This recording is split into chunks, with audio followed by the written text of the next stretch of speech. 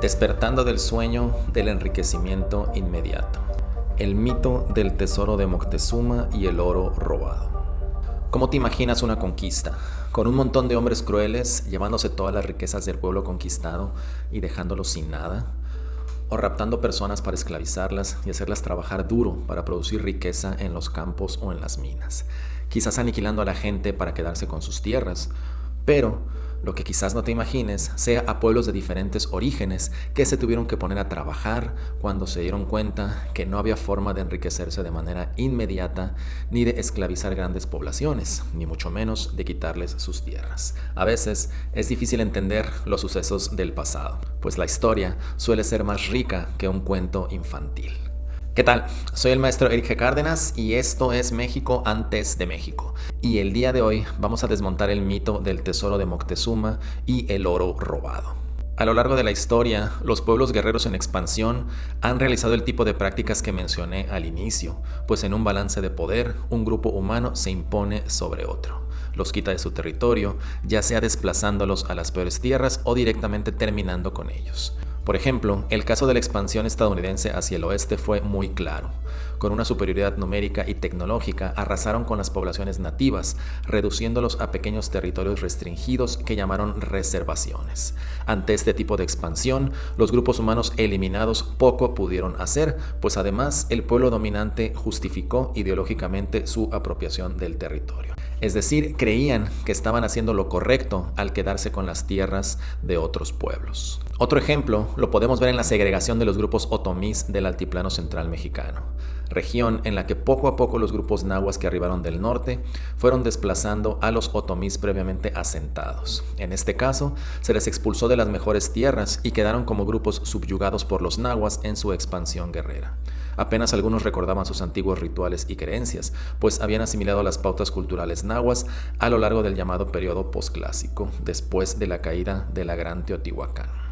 En este otro ejemplo, no se les exterminó, sino que se les expulsó de las tierras más ricas, quedando como pueblos desarraigados en un entorno donde había nuevos grupos humanos dominantes. Ahora bien, en el caso de los castellanos que arribaron a este territorio, se trataba también de un pueblo con una ideología que los impulsaba a la expansión territorial y la propagación de su fe frente a quienes consideraban infieles. No obstante, los pueblos mesoamericanos, por una parte, no estaban en una situación de inferioridad numérica y por otra parte, la base ideológica castellana no buscaba expulsar o eliminar a los habitantes, ya que su religión les indicaba buscar la salvación de las almas. Además, había motivos económicos y sociales, pues no había suficientes colonizadores venidos de Castilla para ocupar estas tierras. El proceso de conquista se basó entonces en integrar a poblaciones altamente civilizadas al imperio, así que tenían que pactar con los poderes locales para crear contrapesos y lograr esa integración que les permitiera establecerse.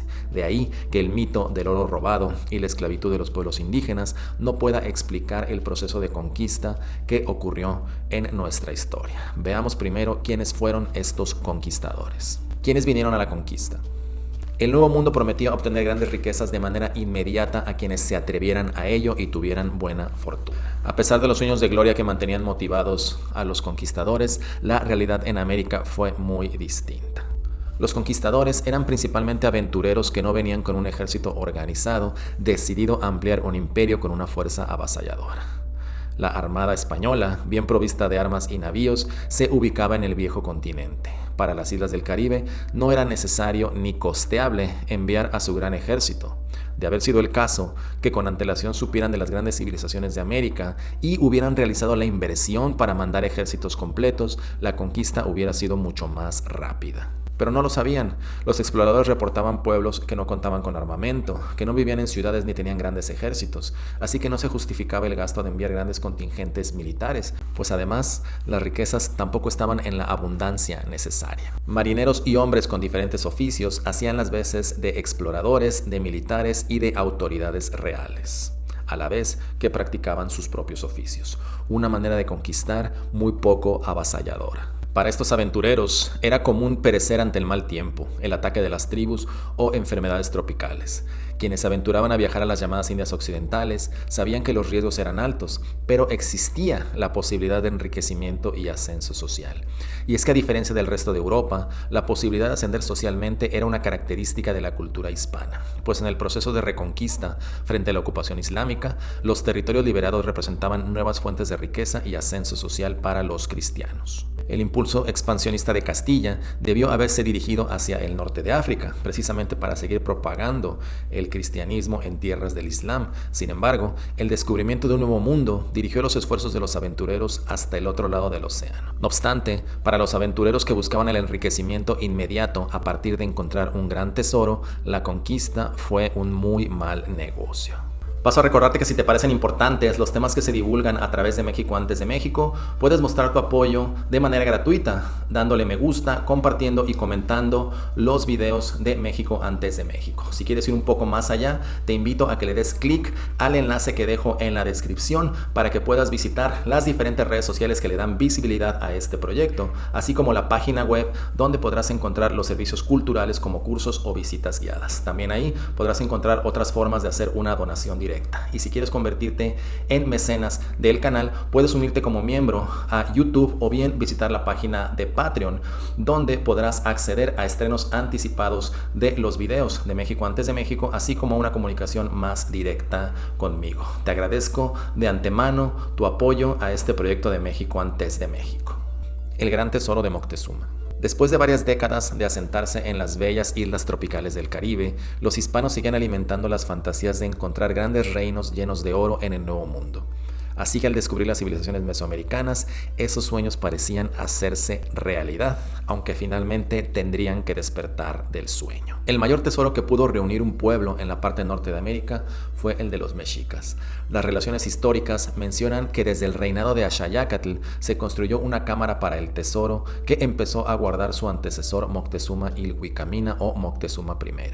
Así que desde mediados del siglo XV se comenzó a acumular el tributo que se tomaba de los pueblos conquistados. Y para quienes propagan la visión New Age de la historia antigua, les aclaro que no fue un tributo voluntariamente entregado a los mexicas por la sabiduría mexicayotl, sino que fue producto del despojo que un pueblo guerrero hizo sobre pueblos vencidos, como ocurre en cualquier otra parte del mundo. Sé que no lo harán, pero igual los invito a dejar de propagar el mito del buen salvaje. Casi un siglo después, Moctezuma Xocoyotzin o Moctezuma II tenía bajo su custodia el tesoro más grande y era el hombre más poderoso de estas tierras. Ahora bien, desde mi punto de vista, Moctezuma II, al entrar en contacto con los hispanos, elaboró una cuidadosa estrategia para sacar el máximo provecho de la entrada de los extranjeros y seguir acumulando riqueza y poder, pues pudo haber aniquilado a Cortés junto con los tlaxcaltecas con una sola orden, cosa que le pedían algunos de sus allegados una vez que los dejó entrar a Tenochtitlan, pero que Moctezuma no hizo. Según lo refieren las crónicas, Moctezuma no quería exponer su tesoro ante los ojos de los extranjeros, así que se construyó un muro para impedir que fuera visto por los visitantes. Sin embargo, debido a que había gente de muchos oficios que venía a la conquista y no precisamente militares, se dieron cuenta de la premura en la construcción de dicho muro y pidieron quitarlo para apreciar el gran tesoro de Moctezuma. Para los hispanos era una prueba de que las leyendas de grandes riquezas eran reales. Habían llegado a una gran ciudad construida en medio de un lago entre las montañas que albergaba un gran tesoro. Y quién sabe, quizás había más reinos como el de Moctezuma en este nuevo mundo. Pero para los tlaxcaltecas que contemplaban el tesoro, representaba una gran afrenta que los mexicas tuvieran guardadas tantas riquezas después de haber tratado brutalmente a su pueblo. Además de la joyería de oro y plata, las mantas finas y el arte plumario eran altamente estimados por los pueblos indígenas, no así para los españoles, para quienes las plumas solo eran una muestra de exotismo, mientras que el metal áureo, por su función monetaria en una economía mercantilista, representaba una manera de lograr el enriquecimiento inmediato que estaban buscando muchos de ellos. Aunque el hacerse del gran tesoro de Moctezuma despertaba los sueños de gloria de los conquistadores, la verdad es que no era suficiente para satisfacer ni las ambiciones ni las necesidades más básicas de todos los hombres que ayudaron a Hernán Cortés. A sabiendas de esto, el tesoro era cuidadosamente vigilado para no ser hurtado por quienes intuían que no alcanzarían una buena tajada en la repartición. Entonces, Cortés pide también el oro de Texcoco, no solo el de Tenochtitlan, sino el de los señores de la Colhuacan, quienes eran los principales aliados de los mexicas y abarcaban un extenso territorio en la cuenca.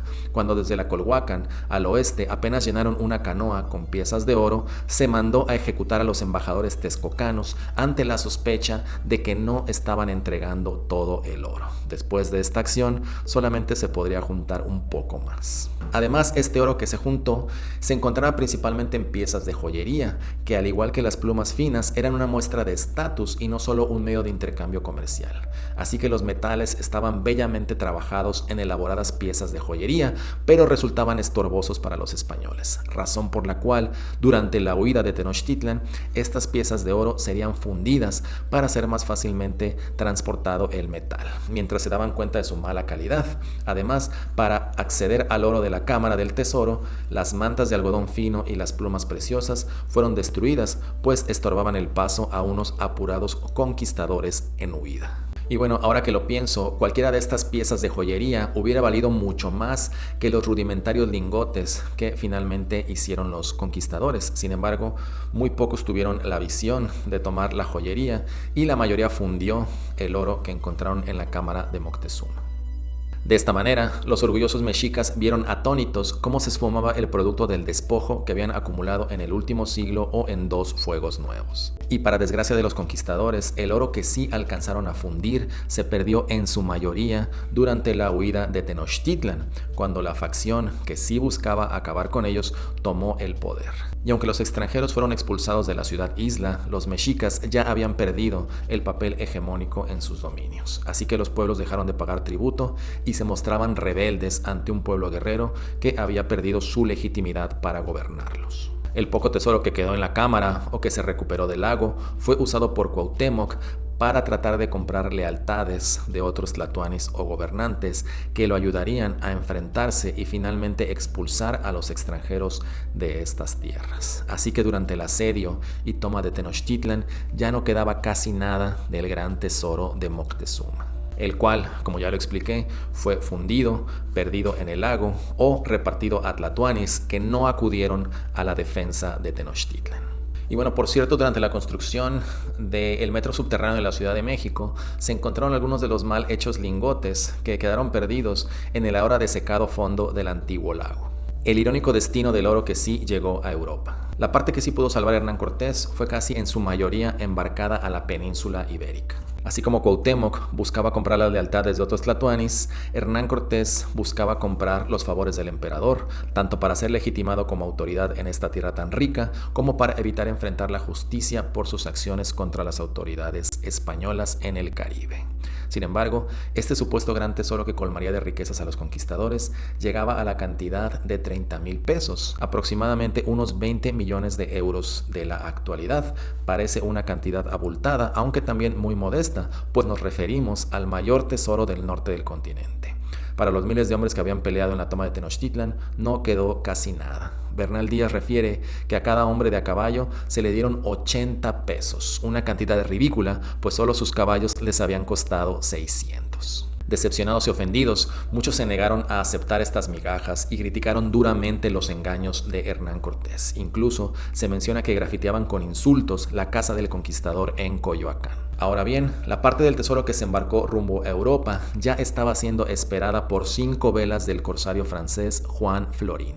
La flotilla de Indias que viajaba sola recibió órdenes de refugiarse en las Azores para no ser atacada por los franceses. 3 navíos de la Armada Guardacostas de Andalucía llegaron a socorrer la flotilla el 15 de mayo de 1522 para escoltarlos desde las Azores hasta Sevilla, pero se dieron cuenta que estaban en inferioridad frente a los franceses. El rey Carlos dispuso de 4,000 pesos de oro para construir rápidamente 2 naos de 400 toneladas que fueran a escoltar el tesoro de Moctezuma. Sin embargo, por la urgencia de recibir el oro, su decisión no fue mandar estas naos hasta las Azores, sino encontrarse con la comitiva en su camino a Sanlúcar de Barrameda. Los franceses para ese entonces contaban ya con 3 naos y 3 galeones, así que ante la irracional premura de llevar el oro a la península ibérica, la flotilla de Indias fue interceptada y derrotada por los corsarios, dejando muchos muertos y graves heridos que defendieron el tesoro de Moctezuma. De las 3 carabelas españolas que traían el tesoro, una se dio a la fuga, mientras otra fue tomada por los franceses con sus 62,000 ducados de oro, 600 marcos de perlas y 2,000 arrobas de azúcar, según lo menciona Bernal Díaz. Toda Francia estaba admirada de las riquezas que enviamos a nuestro emperador. La embarcación que sí llegó a Sevilla fue recibida por las autoridades reales junto con las riquezas que transportaba. Finalmente, lo poco que quedaba del tesoro acabó en personas que nada tuvieron que ver ni con la toma de Tenochtitlan ni con la defensa de la flotilla de Indias. E incluso el mismo corsario francés Juan Florin fue ajusticiado posteriormente, así que tampoco pudo disfrutar de lo hurtado. Desmontando el mito del oro robado. Pero bueno, había más oro en estas tierras. Con base en las relaciones de tributo de Moctezuma, se pudieron ubicar algunas regiones que tenían placeres de oro, es decir, donde se podía obtener este mineral sin mucho esfuerzo y que no había sido extraído por los naturales. Con estas acciones se lograron obtener otros 80,000 pesos, pero este oro no fue el origen de la riqueza en el Nuevo Mundo. Lo que sí impulsó la riqueza fueron las aportaciones de las grandes culturas que se habían desarrollado a lo largo de los siglos, con nuevos productos agrícolas, animales, medicinas, así como otros recursos minerales, entre muchas otras fuentes de riqueza. Quienes supieron aprovechar estos recursos y trabajar para la creación de nuevos oficios como herreros, talabarteros, ebanistas, etc., o bien aquellos que supieron comerciar estos nuevos productos o productos de alto valor como la grana cochinilla, la vainilla o el cacao, entonces sí, para ellos el Nuevo Mundo representó una fuente de tal prosperidad que impulsaría la primera modernidad y globalización de la humanidad. Por otra parte, como ya lo vimos, este encuentro entre civilizaciones sería una gran decepción para quienes buscaban riquezas inmediatas como tesoros o botines de guerra. Decepcionados quedaron también aquellos que pedían mercedes de la corona, como los caciques indígenas que buscaron mantener su estatus, o los conquistadores españoles e indios que alegaban los favores que le habían hecho al imperio. Gran parte de las crónicas sobre los sucesos de la conquista y la época prehispánica vienen precisamente de nobles indígenas o conquistadores que le escriben a las autoridades para obtener beneficios económicos. Las arcas de la corona se llenaban de los tributos que aportaban los verdaderos agentes productivos y venían de la agricultura, la ganadería, oficios y comercio. Con esta riqueza tributada, además de sostener al imperio, sus autoridades y sus guerras, se ayudaba a los menesterosos y se compensaba a viejos conquistadores y caciques. Pero de estas viejas élites, quienes no se involucraron en una actividad productiva, se verían empobrecidos una generación después. Consideraciones finales. Este escenario histórico contradice la versión de Harvard, la cual afirma que nuestras instituciones en Iberoamérica son de origen extractivo, es decir, que una élite poco innovadora extrae la riqueza explotando a la población y al territorio. Este planteamiento se basa en la institución conocida como encomienda, donde como botín de conquista se ganaba el derecho de tener siervos que trabajaran para el conquistador o cacique en un territorio específico. Esta institución de reingambre medieval entraría en desuso en el mismo siglo XVI. El marco institucional de la monarquía hispánica iría reduciendo el poder de conquistadores y caciques, a la vez que se fortalecían gremios de oficiales y comerciantes. Es decir, el aumento de la riqueza se dio gracias a la participación de varios actores que producían, manufacturaban, comerciaban e innovaban tanto a nivel local como globalmente. Una sociedad inclusiva para la época, con contrapesos de poder, y no una sociedad extractiva, como fue, por poner un ejemplo, el caso de las grandes plantaciones de los Estados Unidos, donde se exterminaron poblaciones nativas para adueñarse de sus tierras y se utilizó mano de obra esclava para trabajar en los territorios robados. Como se puede apreciar, el proceso en Iberoamérica fue muy distinto. Las elaboraciones teóricas de los intelectuales del norte normalmente señalan como causa del atraso en el sur de América al robo del oro y al origen extractivo de nuestras instituciones, con la finalidad de lavar las intervenciones y el despojo que se ha hecho desde el norte global, exaltando como origen de su riqueza la innovación y sociedades inclusivas, una leyenda rosa de su desarrollo civilizatorio. que si escarbamos un poco, podemos contrastarla con el origen de nuestras sociedades y civilización en el sur del continente. Cuando nos damos cuenta que el gran tesoro de Moctezuma se diluyó entre los lagos y el mar y que las viejas élites fueron perdiendo su poder, entonces podremos comprender cómo fueron los agentes productivos, los verdaderos creadores de la riqueza de nuestra civilización. Pero ahora tú dime qué piensas. ¿Sigues pensando que fue el robo del oro y el esclavismo lo único que dio origen a nuestra cultura? ¿O bien compartes mi opinión que después de despertar del sueño del enriquecimiento inmediato, producto de encontrar un gran tesoro o de derrotar enemigos acérrimos, nuestros antepasados se pusieron a trabajar para crear prosperidad en un nuevo mundo donde convergían grandes civilizaciones? No olvides dejarme un comentario, visitar los enlaces y saludarme si te ha gustado este video. Ahora sabes un poco más de nuestra fascinante historia compartida. Dejo la bibliografía para hacer este video en la descripción y te agradezco infinitamente por haber llegado hasta el final de este video. Recuerda que yo soy el maestro Eric Cárdenas y esto fue México antes de México. Nos vemos hasta la próxima.